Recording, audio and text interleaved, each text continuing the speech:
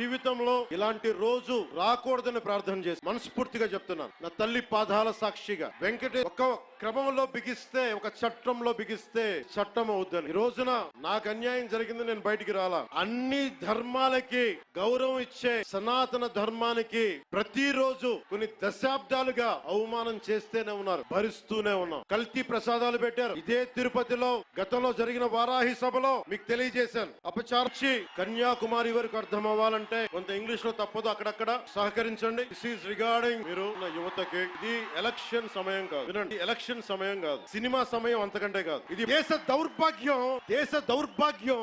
మనం హైందవ ధర్మానికి మన మీ చేతి ఇక్కడ జేజేలు కొట్టించుకోవడానికి రాలా, గొడవ పెట్టుకోవడానికి వచ్చారు. ఎవరైతే సనాతన ధర్మ విరోధులో, ఎవరైతే సనాతన ధర్మాన్ని మట్టిలో కలిపేస్తామని అన్నారో వాళ్ళతో గొడవ పెట్టుకోవడానికి వచ్చాను ఈ రోజు. దయచేసి శ్రద్ధగా వినండి. Today to the entire nation